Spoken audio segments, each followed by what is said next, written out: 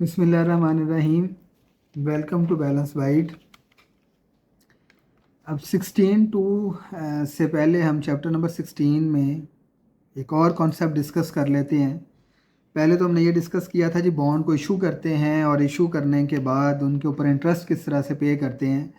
तो आज हम वेज़ देखेंगे कि किन वेज़ में बॉन्ड्स को जो है वो इशू किया जाता है। तो सबसे पहला तरीकाकार है कि आप उसको फेस वैल्यू पे इशू करें, दूसरा है आप उसको डिस्काउंट पे करें और तीसरा है आप उसको प्रीमियम पे करें।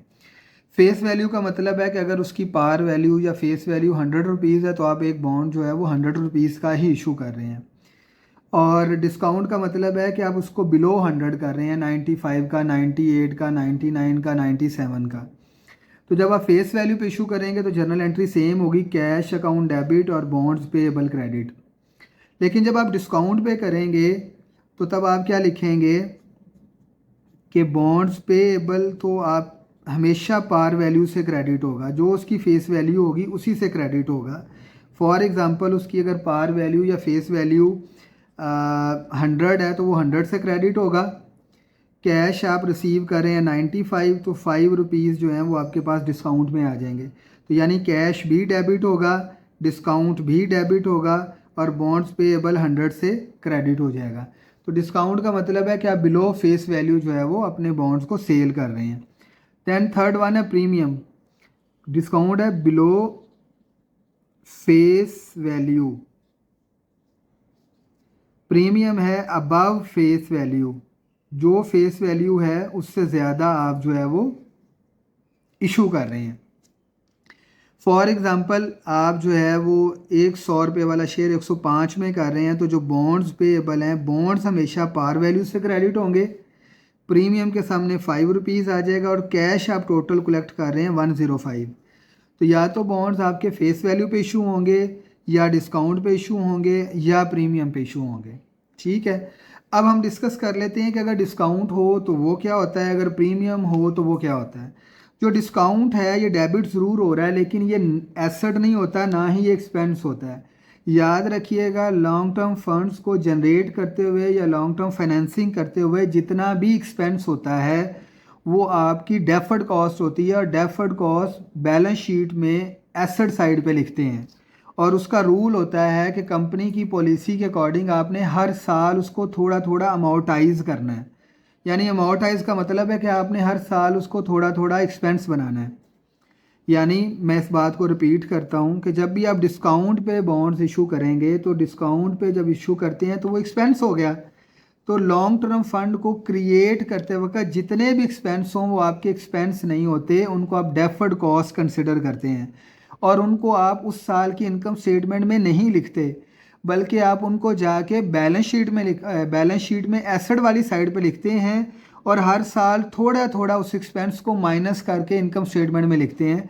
जैसे आप डेप्रीसिएशन के साथ करते हैं कि आप बैलेंस शीट में जाके एसेट लिखते हैं और एसेट में से डेप्रीसिएशन थोड़ी थोड़ी माइनस करके और वो डेप्रीसिएशन एक्सपेंस को इनकम स्टेटमेंट में लिखते हैं। तो इसी तरह से जो डिस्काउंट होता है वो डिस्काउंट को आप अमाउंटाइज करते हैं over the period of time, 10 साल 5 साल जो भी हो, वो कंपनी की पॉलिसी होती है या इंटरनेशनल अकाउंटिंग स्टैंडर्ड आपको बताते हैं कि आपने उनको अमाउंटाइज कैसे करना है। तो इसको आप एसेट वाली साइड पे तो जाके लिखेंगे कि ये एसेट्स कितने हैं, एसेट वाली साइड पे आप लिखेंगे, लेकिन आप एसेट की तरह इनमें से थोड़े थोड़े माइनस करते रहेंगे और उसको वर्ड को आप लिखेंगे डिस्काउंट, और वो जितना आप माइनस करेंगे डेफर्ड कॉस्ट में से उतना ही इनकम स्टेटमेंट में जाके एक्सपेंस बन जाएगा। सिमिलर प्रीमियम है, प्रीमियम का मतलब है अबव फेस वैल्यू। तो अबव फेस वैल्यू से जितना ज़्यादा आपने पैसा कलेक्ट किया ये आपकी इनकम नहीं होगी बल्कि ये आपका पार्ट ऑफ कैपिटल होता है। तो ये आप एडिशनल पेड इन कैपिटल में जाके लिखते हैं। ये आपको याद होगा कि लास्ट टाइम हमने शेयर्स में भी लिखा था। तो ये जो प्रीमियम है ये भी आपकी इनकम नहीं होती बल्कि ये भी एक आप बैलेंस शीट में इसको जाके लिखते हैं।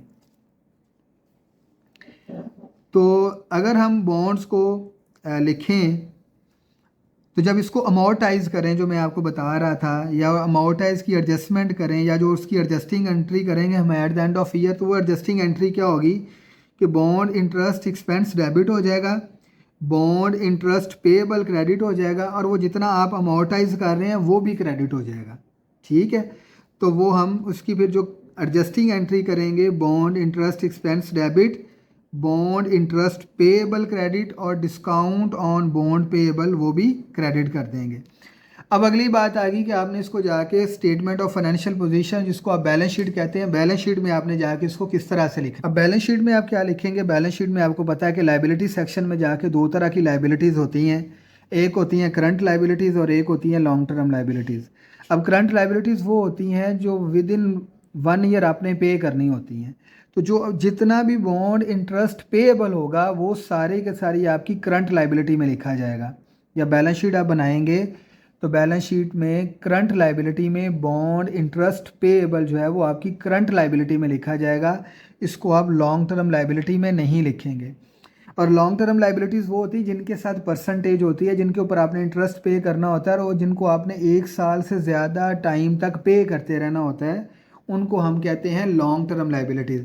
तो लॉन्ग टर्म लाइबिलिटीज़ के अंदर आप बॉन्ड्स पेएबल लिखेंगे और उन बॉन्ड्स पेएबल में से जितना डिस्काउंट आप अमाउंटाइज कर रहे हैं तो वो माइनस करके आप लिखेंगे। ये बिल्कुल वैसे है जैसे आप बैलेंस शीट में जाके, अगर आपको याद हो तो हम एसेट लिखते थे बिल्डिंग, और उस बिल्डिंग में से आप लेस कर देते थे डेप्रिसिएशन।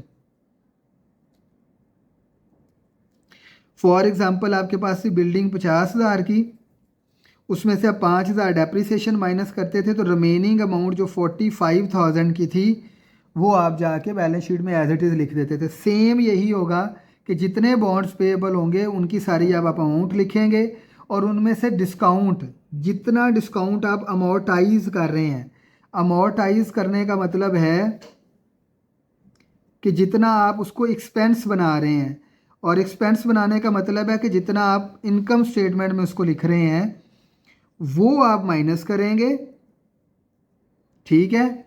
और बाकी जो है वो आपके पास बॉन्ड्स पेएबल आपकी लॉन्ग टर्म लाइबिलिटी में बैलेंस शीट में लिखा जाएगा।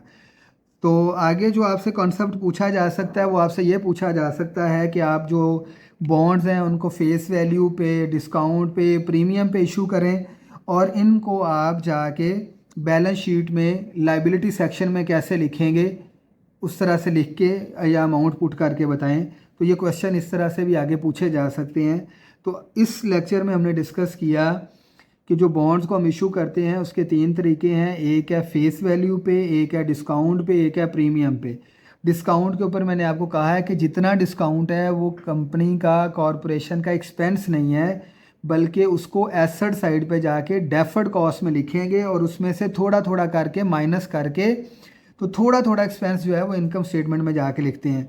वो जो करना होता है, माइनस करना होता है, उसको कहते हैं अकाउंटिंग की ज़ुबान में अमाउंटाइजेशन। और वो जो अमाउंटाइजेशन होती है या तो वो कंपनी की अपनी पॉलिसी होती है या वो इंटरनेशनल अकाउंटिंग स्टैंडर्ड्स बताते हैं, तो उसके अकॉर्डिंग हमने अमाउंटाइजेशन करनी है।